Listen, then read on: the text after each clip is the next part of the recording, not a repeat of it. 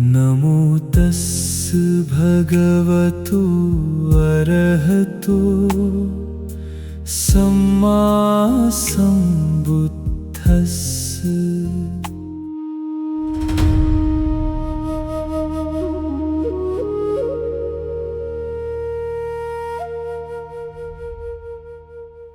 अगर धरती पर कोई ऐसी जगह है जहां इंसान को प्रकृति की विराटता और अपनी सीमाओं का एक साथ एहसास होता है तो वह है लद्दाख।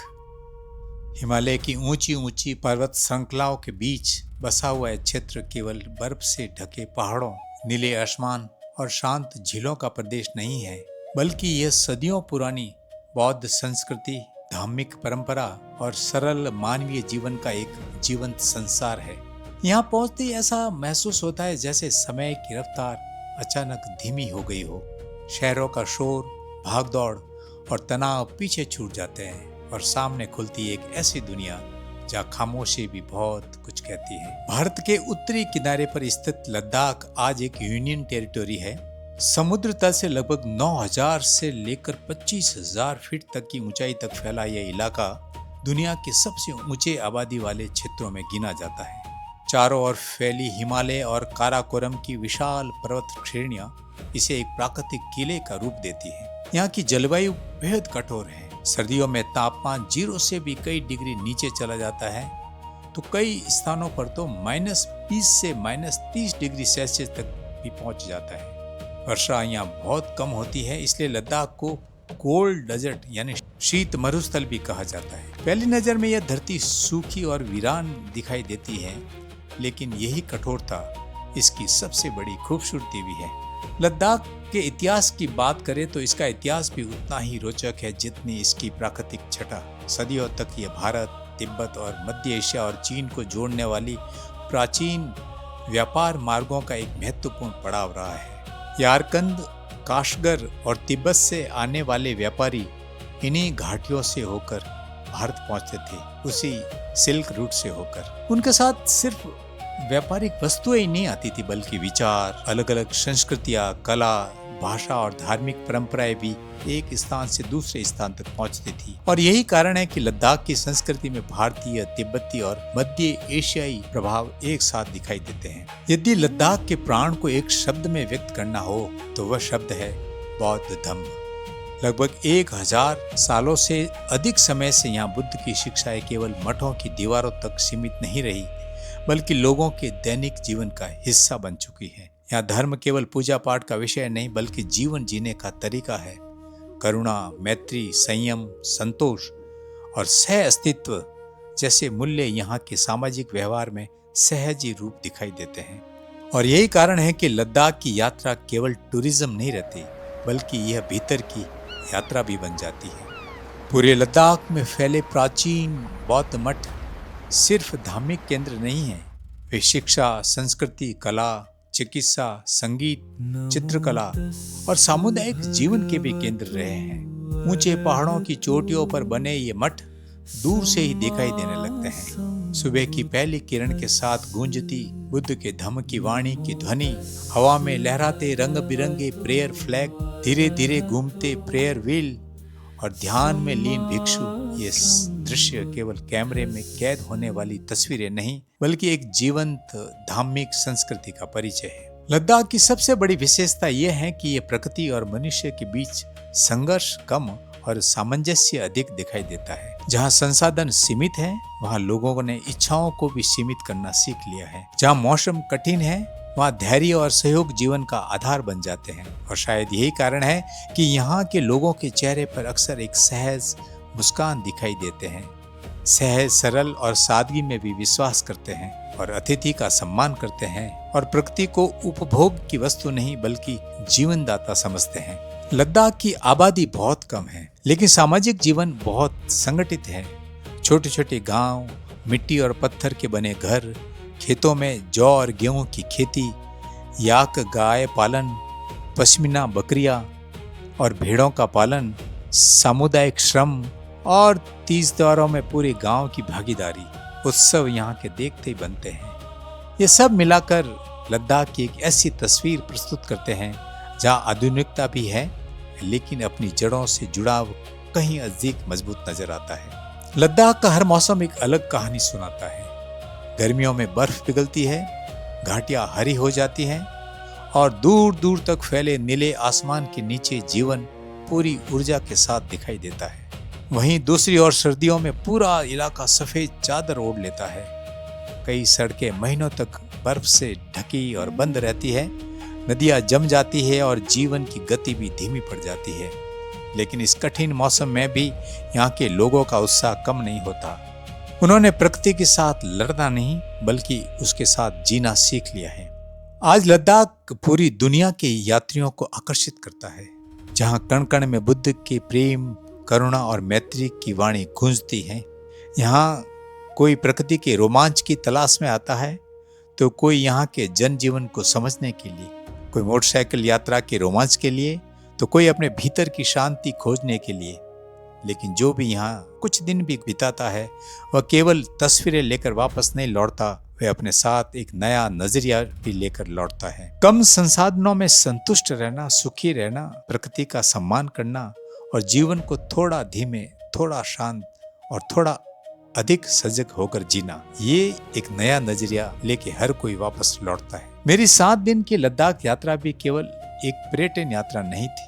ये हिमालय की गोद में बसे उस समाज को समझने का प्रयास था जिसने कठोरतम परिस्थितियों में भी करुणा, प्रेम, मैत्री, सरलता और संतुलन को अपने जीवन का आधार बना लिया है। इस डॉक्यूमेंट्री में हम केवल प्रसिद्ध पर्यटन स्थलों की यात्रा नहीं करेंगे बल्कि लद्दाख की उस जीवंत संस्कृति, बौद्ध परंपरा और मानवीय जीवन को भी करीब से जानने का प्रयास करेंगे जिसने इस हिमालयी भूमि को दुनिया की सबसे अनोखी सभ्यताओं में स्थान दिलाया है। तो आइए शुरू करते हैं इस अद्भुत यात्रा की शुरुआत भारत के सबसे ऊंचे और सबसे शांत प्रदेशों में से एक लद्दाख की ओर, जहां हर पहाड़ एक कहानी कहता है, हर घाटी इतिहास की गवाही देती है और हर प्रार्थना ध्वज हवा के साथ भगवान बुद्ध की प्रेम, करुणा और मैत्री का संदेश दूर दूर तक पहुंचता है। दिल्ली से लगभग 1.5 घंटे की उड़ान के बाद जैसे ही विमान हिमालय की ऊंची पर्वत श्रृंखलाओं के ऊपर से पहुंचता है तो खिड़की से बाहर का नजारा धीरे धीरे बदलने लगा। अब नीचे न तो हरे भरे मैदान दिखाई देते हैं और न ही घने जंगल। चारों ओर भूरे, सुनहरे और स्लेटी रंग के विशाल पर्वत नजर आते हैं जिनकी ऊंची चोटियों पर सफेद बर्फ चमक रही होती है। ऐसा लगता है मानो पृथ्वी की सबसे प्राचीन चट्टानें आज भी उसी रूप में हमारे सामने खड़ी हो। बादलों के बीच से निकलता हुआ विमान जब इन पहाड़ों के बेहद करीब उड़ता है तब पहली बार एहसास होता है कि हम सचमुच हिमालय की गोद में प्रवेश कर चुके हैं। कुछ ही मिनटों बाद पायलट घोषणा करता है कि हमारा विमान अब लेह में उतरने वाला है। यात्रियों की निगाहें स्वतः ही खिड़कियों की ओर चली जाती है। अब हर कोई उस पल को अपने कैमरे में कैद करना चाहता है, लेकिन कैमरा भी उस नज़ारे के साथ पूरी तरह न्याय नहीं कर पाता। ऊंचे ऊंचे पर्वतों के बीच बनी एक संकरी घाटी, उसके बीचों बीच दिखाई देती रनवे की लंबी पट्टी और चारों ओर फैला हुआ अद्भुत सन्नाटा। ये दृश्य किसी फिल्म का नहीं बल्कि वास्तविकता का हिस्सा है। लेह एयरपोर्ट। लेह का कुशोक बकुला रिनपोचे एयरपोर्ट भारत के सबसे महत्वपूर्ण और सबसे चुनौतीपूर्ण हवाई अड्डों में से गिना जाता है। समुद्र तल से लगभग 3256 मीटर यानी लगभग 10,700 फीट की ऊंचाई पर स्थित यह एयरपोर्ट दुनिया के सबसे ऊंचे कॉमर्शियल एयरपोर्ट में से एक है। इतनी अधिक ऊंचाई पर हवा का घनत्व कम हो जाता है, इसलिए विमान को उड़ाने और उतारने के लिए विशेष टेक्नोलॉजी और अनुभवी पायलट और अनुकूल मौसम की जरूरत होती है। और यही कारण है कि यहाँ की हर उड़ान सामान्य उड़ानों से कहीं अधिक सावधानी और सटीकता के साथ संचालित की जाती है। यह एयरपोर्ट केवल नागरिक यात्रियों के लिए ही नहीं बल्कि सिक्योरिटी के लिहाज से यानी सामरिक दृष्टि से भी बहुत महत्वपूर्ण है। लद्दाख की सीमाएं उत्तर में चीन और पश्चिम में पाकिस्तान से जुड़ी है, इसलिए भारतीय वायुसेना की यहाँ महत्वपूर्ण उपस्थिति हरदम मौजूद रहती है। एयरपोर्ट का एक बड़ा हिस्सा वायुसेना के कंट्रोल में है और नागरिक उड़ानों का संचालन भी विशेष सुरक्षा व्यवस्था के बीच किया जाता है। जैसे ही विमान रनवे पर उतरता है, दूर खड़े आर्मी के विमान, हेलीकॉप्टर और भारतीय सैनिकों की सक्रियता ये याद दिलाते हैं कि हम केवल एक पर्यटन स्थल पर नहीं बल्कि भारत की सामरिक सुरक्षा की एक अग्रिम पंक्ति में खड़े हैं। प्लेन का दरवाजा खुलते ही सबसे पहले ही चीज महसूस होती है वह है यहाँ की हवा। यहाँ हवा का सामान्य शहरों जैसी नहीं होती है। इसमें नमी बहुत कम होती है, टेम्परेचर भी अपेक्षाकृत ठंडा होता है और ऑक्सीजन का स्तर भी मैदानों की तुलना में काफी कम होता है। इसलिए उतरते ही पहली गहरी सांस लेते ही अधिकतर यात्रियों को महसूस होता है कि सांस थोड़ी भारी लग रही है, हल्का सिरदर्द भी महसूस होता है, सांस लेने में कुछ लोगों को तकलीफ हो सकती है और ये बिल्कुल सामान्य बात है क्योंकि हम इतनी ऊंचाई पर आ गए हैं।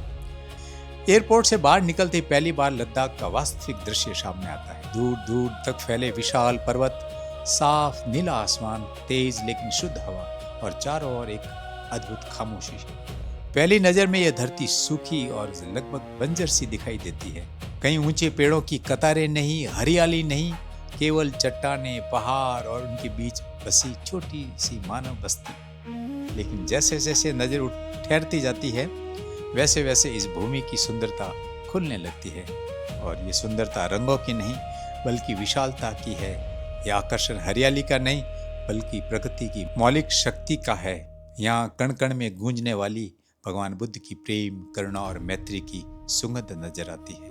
अधिकांश घर सफेद रंग के पुते हुए या कच्ची मोटी ईंटों के, मोटी मिट्टी और पत्थर की दीवारों वाले होते हैं। खिड़कियों और दरवाजों पर लकड़ी की सुंदर नक्काशी दिखाई देती है। लगभग हर घर के बाहर रंग बिरंगे प्रेयर फ्लैग्स हवा में लहराते नजर आते हैं। नीला, सफेद, लाल, हरा और पीला, ये 5 रंग केवल सजावट के नहीं, बौद्ध परंपरा में ये 5 तत्वों और प्रकृति के संतुलन का प्रतीक माने जाते हैं। जब हवा इन झंडियों को स्पर्श करती है तो ऐसा विश्वास है कि उन पर लिखी मंगल कामनाएं दूर दूर तक फैलती है। कुछ दूरी पर सफेद रंग के छोटे छोटे चोर्टेन यानी बौद्ध स्तूप दिखाई देते हैं। स्थानीय लोग उनके पास से गुजरते समय सहज भाव से सिर झुकाकर सम्मान प्रकट करते हैं। कई लोग प्रेयर व्हील घुमाते हुए आगे बढ़ते हैं। यह सब इतना स्वाभाविक लगता है कि समझ में आने लगता है कि लद्दाख में बौद्ध धर्म केवल धार्मिक पहचान नहीं बल्कि दैनिक जीवन का हिस्सा है। यहाँ के जीवन शैली के आचरण में झलकता है बौद्ध धर्म। रास्ते में सिंधु नदी की पहली झलक भी कई यात्रियों को रोमांचित कर देती है। यही वह ऐतिहासिक नदी है जिसके नाम पर हमारे देश का नाम इंडिया और हिंदुस्तान विकसित हुआ। शहर की ओर बढ़ते हुए सड़क पर बहुत अधिक ट्रैफिक दिखाई नहीं देता। लोग बिना किसी जल्दबाजी के अपने काम में लगे रहते हैं। वाहन भी अनुशासित गति से चलते हैं। हॉर्न की तेज आवाजें लगभग सुनाई नहीं देती। धीरे धीरे महसूस होने लगता है कि यहाँ की सबसे बड़ी विशेषता यहाँ के लोगों का अनुशासन है। ये शांति केवल वातावरण में नहीं बल्कि लोगों के व्यवहार में भी दिखाई देती है। मेरे लिए यह पहला अनुभव बहुत ही खास था। एक और हिमालय की विराटता थी, दूसरी ओर बौद्ध संस्कृति की सहज उपस्थिति। एक और भारतीय सेना की सतर्कता दिखाई दे रही थी तो दूसरी ओर प्रार्थना ध्वजों के बीच बहती करुणा और शांति का संदेश। कुछ ही मिनटों में यह साफ हो जाता है कि ये लद्दाख को केवल उसकी प्राकृतिक सुंदरता से नहीं समझा जा सकता। इस भूमि को समझने के लिए यहाँ के लोगों, उनकी संस्कृति, उनके धैर्य और बुद्ध की शिक्षाओं से उनके गहरे संबंध को भी समझना बहुत जरूरी है। यहीं से शुरू होती हमारी वास्तविक यात्रा लेह शहर की ओर। एक ऐसा शहर जो सदियों तक मध्य एशिया और भारत के बीच व्यापार का महत्वपूर्ण केंद्र रहा और जो आज भी हिमालय की ऊंचाइयों पर बौद्ध संस्कृति, इतिहास और आधुनिक जीवन का अद्भुत संगम प्रस्तुत करता है। आज का लेह भले ही एक लोकप्रिय पर्यटन केंद्र हो, लेकिन इसकी कहानी हजारों पर्यटकों से बहुत पहले शुरू हो चुकी थी। सदियों तक ये सिल्क रूट और मध्य एशिया के प्राचीन व्यापारिक मार्गों का महत्वपूर्ण पड़ाव रहा। भारत, तिब्बत, यारकंद, काशगर और मध्य एशिया के व्यापारी अपने ऊंटों और याकों के काफिलों के साथ यहीं ठहरते थे। वे रेशम, ऊन, नमक, चाय, मसाले, कीमती पत्थर और अनेक व्यापारिक वस्तुएं लेकर आते जाते थे। लेकिन व्यापार केवल वस्तुओं का नहीं होता था। विचार, कला, भाषा, दर्शन और संस्कृति भी इन्हीं मार्गों से एक सभ्यता से दूसरी सभ्यता तक पहुंचती थी। और यही कारण है कि लेह की संस्कृति में भारतीय और तिब्बती परंपराओं का अद्भुत समन्वय दिखाई देता है। 17वीं शताब्दी में सेंगे नामग्याल के शासनकाल में लेह ने राजनीतिक और सांस्कृतिक दृष्टि से विशेष उन्नति की। उनके समय में अनेक बौद्ध मठों का निर्माण हुआ। व्यापार को प्रोत्साहन मिला और लेह एक समृद्ध राजधानी के रूप में विकसित हुआ। आज भी शहर की कई ऐतिहासिक इमारतें उसी सुनहरे काल की गवाही देती हैं। शहर के बीचों बीच चलते हुए सबसे पहले किसी चीज का अनुभव होता है तो वह है यहाँ की शांत गति। सुबह का समय और शाम का, लोग बिना किसी जल्दबाजी के अपने काम में लगे रहते हैं। दुकानदार मुस्कुराकर ग्राहक का स्वागत करते हैं। बच्चे आराम से स्कूल जाते दिखाई देते हैं। वृद्ध लोग प्रेयर व्हील घुमाते हुए मठों की ओर जाते हैं। किसी के चेहरे पर तनाव या बेचैनी बहुत कम दिखाई देती है। ऐसा लगता है जैसे यहाँ समय की चाल भी हिमालय की तरह धैर्यवान हो गई। लेह का मुख्य बाजार इस शहर का धड़कता हुआ हृदय है। यहाँ आधुनिक कैफे, पारंपरिक दुकानें, स्थानीय हस्तशिल्प, ऊनी वस्त्र, तिब्बती कलाकृतियां, प्रार्थना चक्र, थंका चित्र, हाथ से बनी हुई लकड़ी की वस्तुएं और स्थानीय आभूषण एक साथ दिखाई देते हैं। बाजार में घूमते हुए अलग अलग भाषाएं सुनाई देती हैं, लद्दाखी, हिंदी, इंग्लिश और कभी कभी तिब्बती भी। दुनिया के अनेक देशों से आए पर्यटक और स्थानीय लोग एक ही सड़क पर सहज रूप से साथ चलते दिखाई देते हैं। यदि आप ध्यान से देखें तो बाजार की सबसे बड़ी विशेषता यह है कि यहाँ व्यापार में भी एक तरह की शालीनता दिखाई देती है। कहीं लूटपाट का डर नहीं, कहीं भीड़ नहीं, होड़ नहीं और अत्यधिक शोर, ग्राहकों को खींचने की होड़ या आक्रामक व्यवहार लगभग दिखाई नहीं देता। दुकानदार धैर्यपूर्वक वस्तुएं दिखाते हैं। यदि ग्राहक कुछ न भी खरीदे तब भी उनके चेहरे पर मुस्कान बनी रहती है। शायद ये व्यवहार भी बौद्ध जीवन दर्शन से प्रभावित है। यहाँ संतोष और संयम को जीवन का महत्वपूर्ण मूल्य माना जाता है और यही यहाँ के लोगों का आभूषण है। बाजार में चलते हुए एक और चीज बार बार ध्यान आकर्षित करती है, वो है प्रार्थना ध्वज। लगभग हर मोड़ पर रंग बिरंगे प्रेयर फ्लैग्स हवा में लहराते दिखाई देते हैं। सफेद रंग के छोटे छोटे स्तूप, प्रेयर व्हील और बौद्ध प्रतीक इस बात का एहसास कराते हैं कि यहाँ धर्म केवल बौद्ध मठों तक सीमित नहीं है, बौद्ध भिक्षुओं तक सीमित नहीं है, बल्कि ये पूरे शहर की सांसों में बसता है, जन जन के जीवन में बसता है। लेह शहर के ऊपर एक ऊंची पहाड़ी पर दूर से दिखाई देता है लेह पैलेस। 9 मंजिला ये ऐतिहासिक महल 17वीं शताब्दी में राजा सेंगे नामग्याल द्वारा बनवाया गया था। इसकी वास्तुकला तिब्बत के प्रसिद्ध पोटाला पैलेस से प्रेरित मानी जाती है। मिट्टी, पत्थर और लकड़ी से बना ये विशाल भवन आज भी हिमालय की कठोर जलवायु के बीच मजबूती से खड़ा है। महल की ओर चढ़ते हुए जैसे जैसे ऊंचाई बढ़ती वैसे वैसे पूरा लेह शहर नीचे फैलता हुआ दिखाई देने लगता है। दूर बर्फ से ढकी चोटियां, बीच बीच में हरे भरे खेत, सफेद घर, घुमावदार सड़कें और नीला आकाश। यह नज़ारा किसी जीवंत पेंटिंग जैसा प्रतीत होता है। महल के भीतर पुराने शाही कक्ष, प्रार्थना कक्ष, लकड़ी की नक्काशी और ऐतिहासिक अवशेष उस समय की समृद्ध सांस्कृतिक विरासत की झलक प्रस्तुत करते हैं। महल की छत पर खड़े होकर जब चारों ओर नजर दौड़ाते हैं तब समझ में आता है कि इस स्थान का चयन केवल सुंदर दृश्य के लिए नहीं किया गया होगा। यहाँ से पूरी घाटी पर नजर रखी जा सकती है। व्यापारिक मार्गों की निगरानी, सुरक्षा और प्रशासन, इन सभी दृष्टियों से यह स्थान अत्यंत उपयुक्त था। लेह शहर का सांस्कृतिक जीवन उसके त्योहारों में सबसे अधिक जीवंत दिखाई देता है।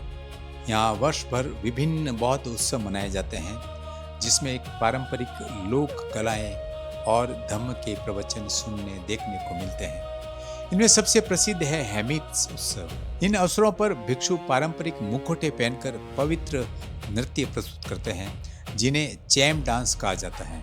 ये केवल मनोरंजन नहीं बल्कि बौद्ध दर्शन की प्रतीकात्मक अभिव्यक्ति है। इन नृत्यों के माध्यम से अज्ञान पर ज्ञान, लोभ पर संयम और हिंसा पर करुणा की विजय का संदेश दिया जाता है। लेह की गलियों में घूमते हुए यह भी महसूस होता है कि यहाँ के लोग अपनी परंपराओं को आधुनिक जीवन के साथ सहज रूप से जोड़कर चल रहे हैं। युवा पीढ़ी आधुनिक शिक्षा प्राप्त कर रही है, इंटरनेट और नई तकनीक का उपयोग कर रही है, लेकिन साथ ही अपने त्योहार, भाषा, पहनावा, संस्कृति और धार्मिक परंपराओं को भी पूरी श्रद्धा से निभा रही है। वो इनके पहनावे में भी स्पष्ट दिखाई देता है और इनके रहन सहन और बोलचाल में भी। ये संतुलन आज की दुनिया में बहुत कम देखने को मिलता है। यहाँ के पारंपरिक घर भी विशेष ध्यान आकर्षित करते हैं। मोटी मिट्टी की दीवारें, लकड़ी की खिड़कियां, सपाट छतें और दक्षिण दिशा की ओर बने बड़े बड़े झरोखे, इन सब का उद्देश्य कठोर जलवायु से घर को गर्म रखना है। घरों के आंगन में सूखते हुए खुबानी के फल, लकड़ी के ढेर, छोटे छोटे सब्जियों के बगीचे और प्रेयर फ्लैग्स लहराते हुए दिखाई देते हैं। हर घर अपने आप में प्रकृति के साथ सामंजस्य का एक उदाहरण है। लेह के लोगों के दैनिक जीवन में बौद्ध धर्म का प्रभाव हर कदम पर दिखाई देता है। सुबह घर से निकलने से पहले कई लोग बुद्ध प्रतिमा के सामने दीप प्रज्वलित करते हैं, मठ जाते हैं। प्रेयर व्हील वहां घुमाना, स्तूप की परिक्रमा करना, ध्यान करना, अतिथि का सम्मान करना, पशुओं के प्रति दया रखना और सामुदायिक कार्यों में मिलकर भाग लेना, ये सब उनके जीवन का एक स्वाभाविक हिस्सा है। यहाँ बौद्ध धर्म किसी प्रदर्शन का विषय नहीं, किसी को नीचा दिखाने के लिए नहीं, बल्कि प्रेम, करुणा और मैत्री के व्यवहार की एक संस्कृति है। लद्दाख में एक बात विशेष रूप से प्रभावित करती है, यहाँ बुजुर्गों का सम्मान केवल औपचारिक नहीं है, बल्कि जीवन का नियम है। परिवारों में कई पीढ़ियां साथ रहती हैं। बच्चे बचपन से ही करुणा, अनुशासन और प्रकृति के प्रति सम्मान सीखते हैं। स्कूलों में आधुनिक शिक्षा के साथ साथ स्थानीय संस्कृति और नैतिक मूल्यों पर भी विशेष ध्यान दिया जाता है। शायद यही कारण है कि यहाँ सामाजिक अपराध अपेक्षाकृत कम होते हैं और सामुदायिक सहयोग भी भावना भी आज भी बहुत मजबूत है। यदि कोई यात्री केवल लेह के बाजार में कुछ घंटे घूमकर लौट आए तो वह शायद इस शहर की वास्तविक चेतना को नहीं समझ पाएगा। लेह की असली पहचान इसकी इमारतों में नहीं, बल्कि उसके लोगों में है। उनकी सहज मुस्कान, धीमी जीवन शैली, संतोष से भरा व्यवहार और हर हालात में खुशमिजाज रहने की क्षमता ही इस शहर की सबसे बड़ी पूंजी है। शाम ढलते ही जब सूरज की सुनहरी किरणें हिमालय की चोटियों पर पड़ती है, तब पूरा लेह मानो सुनहरे रंग में रंग जाता है। हवा और अधिक ठंडी हो जाती है। दूर किसी मठ से प्रार्थना की धीमी ध्वनि, बौद्ध भिक्षुओं के मुख से निकलने वाली धम्म वाणी की ध्वनि बहुत श्रद्धा के साथ सुनाई देती है। प्रेयर फ्लैग लगातार हवा में लहराते रहते हैं, मानो पूरे वातावरण में शांति और करुणा का संदेश फैला रहे हो। उस पल ये महसूस होता है कि लेह केवल देखने की जगह नहीं, बल्कि महसूस करने की जगह है। यहाँ की यात्रा आंखों से कम और मन से अधिक की जाती है। लेह की ये शांति हमें अब शहर की सबसे प्रतिष्ठित आध्यात्मिक पहचान की ओर ले चलती है। एक ऐसी पहाड़ी जहाँ से पूरा शहर दिखाई देता है और जहाँ सफेद रंग का एक भव्य स्तूप बुद्ध के शांति संदेश को आकाश तक पहुंचाता हुआ प्रतीत होता है। पहले पड़ाव पर हम चलेंगे शांति स्तूप। ध्यान और बौद्ध दर्शन एक साथ मिलकर एक अविस्मरणीय अनुभव का निर्माण करते हैं।